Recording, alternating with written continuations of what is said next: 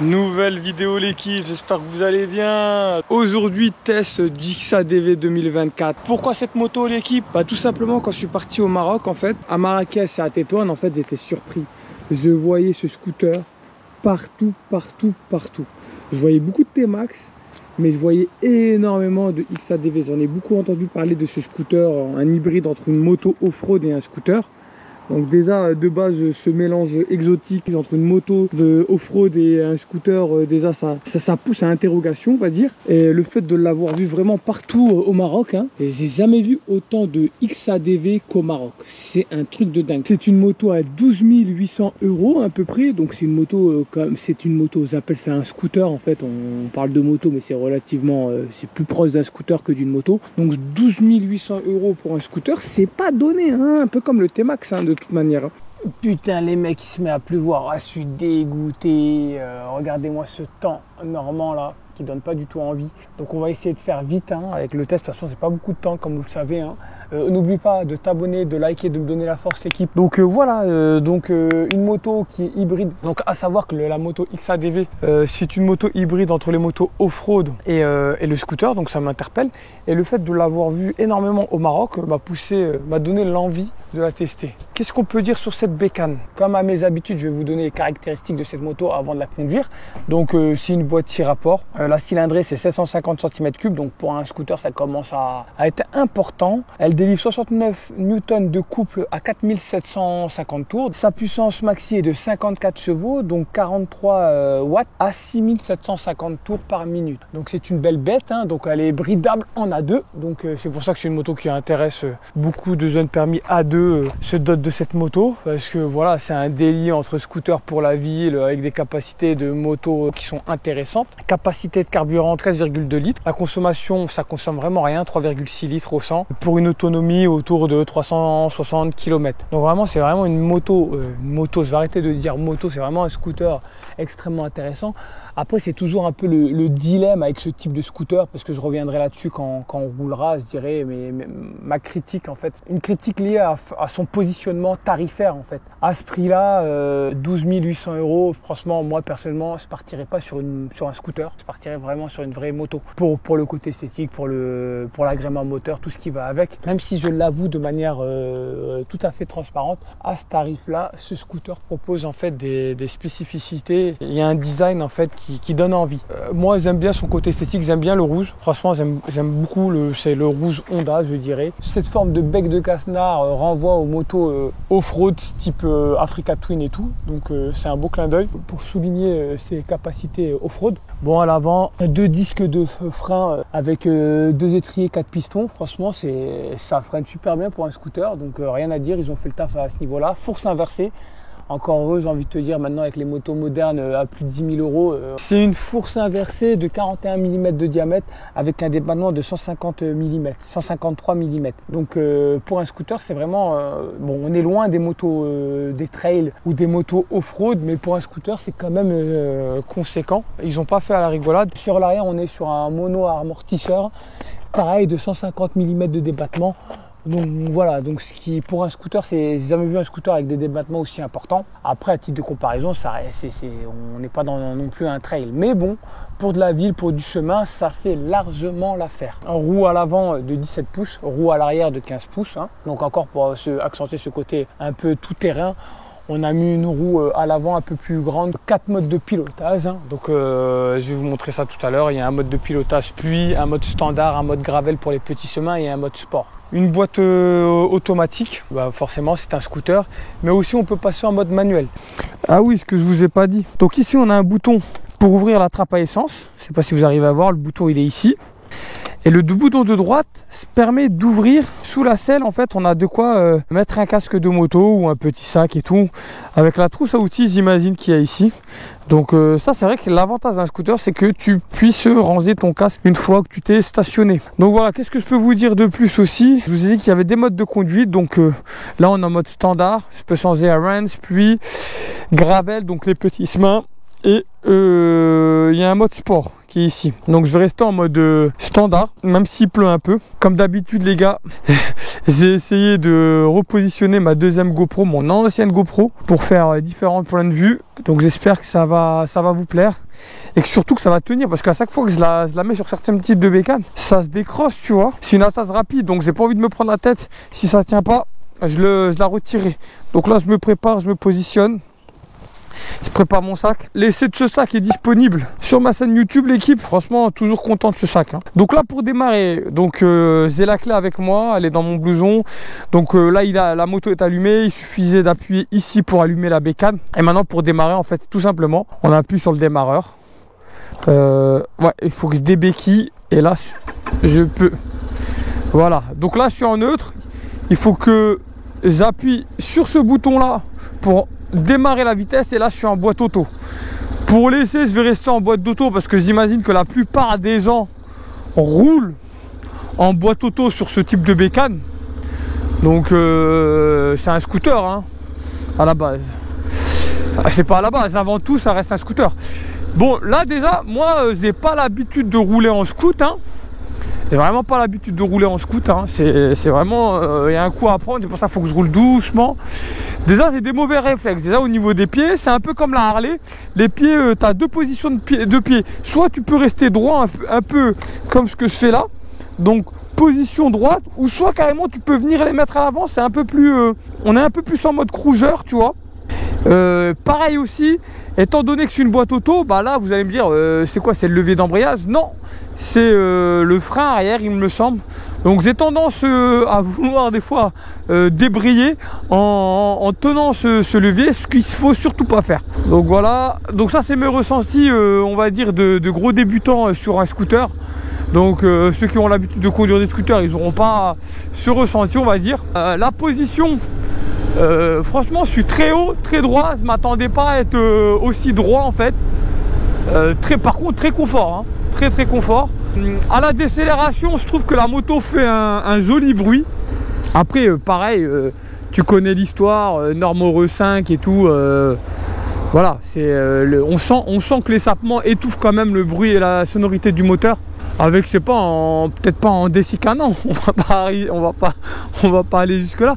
Mais tu sens qu'en retirant les sapements d'origine, tu gagnerais en sonorité. Bah dites-moi en commentaire ceux qui ont un XADV, qu'est-ce qu'ils ont fait, ils ont changé les sapements ou pas.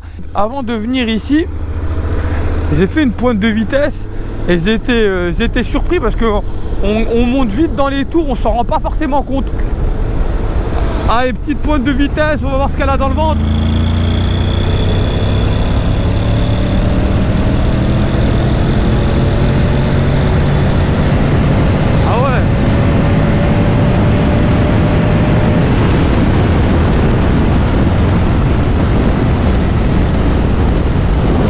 Intéressant. Après c'est 54 chevaux, ça t'arrache pas les bras, c'est linéaire, mais comme j'ai tendance à dire, c'est ce qu'il faut là où il faut. Pour un scooter, on peut pas en demander plus. Honnêtement la puissance est disponible, même si ça reste, c'est pas un foudre de guerre non plus, tu vois. Ah oui, j'ai oublié de dire que la moto fait à peu près 224 kg, il me semble, tout plein fait. En soi, c'est pas très lourd, mais c'est vrai que pour un scooter, je m'attendais à que ça soit un peu plus léger, tu vois. Là, 224 kg, c'est pas rien non plus, hein, pour un scooter. On va sortir ici. La caméra, je sais pas si elle arrive à tenir. On va tester le freinage. On va faire une petite pointe d'accélération. Je vais freiner, je vais régler mes rétros. Important de régler ses rétros. Allez, on accélère. Allez, freinage. Ouais, ça freine bien. Ça freine bien. Encore une petite accélération pour tester le frein arrière. Ouais, le frein arrière, on sent que l'ABS s'active. Mais je suis étonné, hein. Le frein arrière marche plus que sur certaines motos, hein. On va prendre de l'angle. Franchement, ouais, ça tourne, hein. Garde-sol, il me semble, d'à peu près 150 mm, ce qui est relativement haut. pour un scooter. Encore, ça renvoie à ses capacités un peu off-road, même si c'est un bien grand mot, hein. C'est surtout petit chemin et tout. On va essayer de l'emmener dans les champs. Je vais essayer de l'emmener dans les champs si je trouve un petit chemin pour vous filmer ça. Je vous disais qu'elle faisait 224 kg, ce qui me paraissait un peu lourd pour un scooter. Après, je m'y connais vraiment pas, hein. Je dis ça, mais un préjugé que j'avais, je pensais qu'un scooter était bien plus léger que ça. C'est en regardant la fiche technique, j'ai vu que ça faisait 224 kg. Mais les 224 kg, tu les sens pas du tout. Elle est ultra légère. Honnêtement, elle est bien équilibrée. Je vous ai pas parlé aussi de son côté esthétique. J'aime bien cette forme un peu de bec de canard, ça je vous l'ai dit, mais aussi ce côté un peu creusé en U, très prononcé, avec des formes. Waouh, vous avez vu, il faut que je fasse attention. Je vais me mettre en neutre ici par sécurité. Voilà, comme ça évite de faire ce genre de petites bêtises. Là je repasse. Cette forme de U avec une forme cubique, hein, qui est prédominante sur cette bécane, qui lui donne un caractère un peu plus énervé. J'aime beaucoup.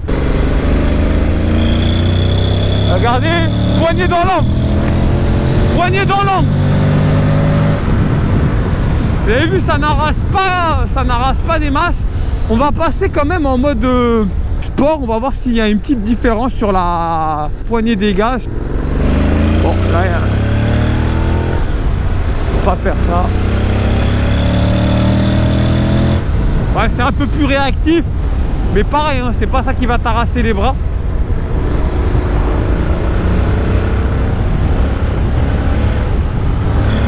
Et bon, on va dire, je suis dur en critique, hein. Mais pour un scooter, c'est du jamais vu, hein. Il est hors catégorie. Après, c'est toujours la même philosophie. Honnêtement, moi, je parle pour moi, c'est un scooter, il est magnifique, hein. C'est sûrement avec le T-Max les deux meilleurs scooters qui existent. Mais quand tu as 12 800 €, qu'est-ce qui justifie de prendre un scooter? Honnêtement, qu'est-ce qui justifie de prendre un scooter? Les arguments que je lui vois, peut-être l'assurance, étant donné que c'est un scooter, peut-être que tu vas moins payer l'assurance, et encore. Je suis même pas sûr parce que c'est un scooter qui est énormément volé, donc forcément ça impactera le prix de ton assurance. Autre argument que je verrai, qui en est un vrai, c'est vraiment la consommation. C'est 3,6 litres au 100. C'est rien, honnêtement c'est rien. Pour 54 chevaux, c'est pas mal, hein. Y a aussi la possibilité de ranger son casque, hein. Ça, la plupart des scooters offrent cette possibilité, ce qui n'est pas le cas sur la plupart des motos. Donc là, si tu n'aimes pas te trimballer ton casque quand tu pars en ville, même en termes, on vante ses mérites en termes d'off-road. Tu vois, tu prends une Ténéré 700 qui coûte moins cher. Voilà, moi la Ténéré 700, je l'avais eu en daily. En daily, franchement, il n'y a pas mieux. Si tu peux monter les trottoirs, tu as des débattements, tu as une fourche plus performante. Elle est plus polyvalente, je dirais. Voilà, je partirais plutôt sur une Ténéré 700. Si tu veux une moto qui puisse te permettre de faire quelques franchissements en ville ou faire quelques chemins et tout. Dites-moi, vous, beaucoup de gens achètent ce scooter. C'est un très magnifique scooter. Rien à dire, si demain je dois rouler en scooter, je roulerai en XADV ou en T-Max, ça c'est une certitude. Mais à ce prix-là, je préfère prendre un trail, tu vois. Je préfère prendre une moto en daily ou une moto type Thrasher en daily, tu vois. Thrasher, Ténéré, en daily, je prendrai ce genre de moto. Dites-moi ce que vous en pensez, est-ce que vous êtes d'accord avec moi ou pas?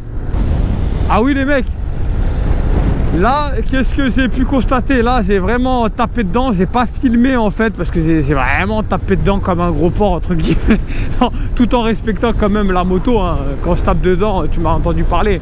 Je ne filme pas par sécurité, tu vois. Mais bon, je fais pas non plus le gros malade avec, hein.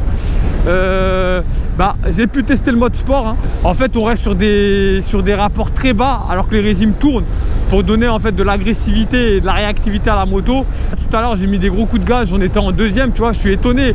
La boîte auto ne passait pas la troisième tout de suite, tu vois. Il fallait vraiment allonger la course pour passer en troisième. Oui, dernière chose que je voulais vous faire, c'est le rayon de braquage. Rayon de braquage, je vais faire un petit demi-tour ici. J'ai été étonné. Attendez, je vais faire un petit demi-tour dans un endroit, voilà, un peu sécurisant. Faire demi-tour ici. Donc la route, on dirait pas comme ça, elle est très étroite. Donc je vais trisser un peu, tu vois, pour être sûr de... Waouh, putain, j'ai du mal à doser. J'ai du mal. Pardonnez-moi les gars, j'ai pas l'habitude. Regardez le rayon de braquage, comment il est aigu. Rayon aigu.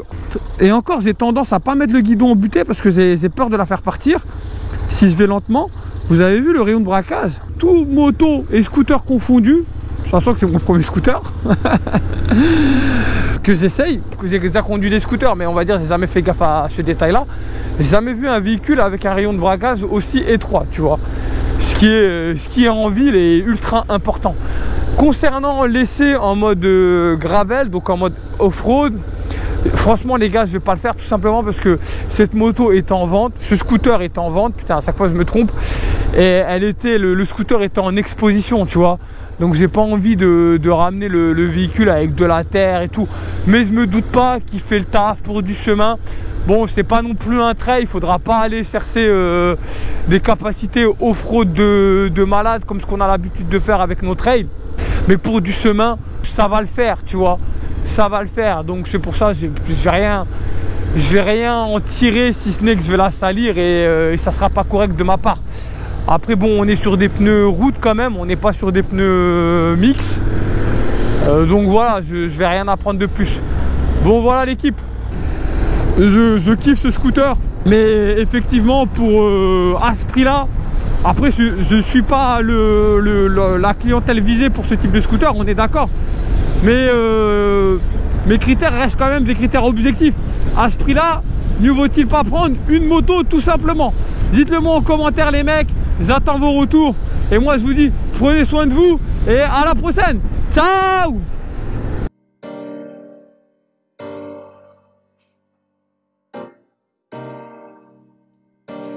La vie de rêve.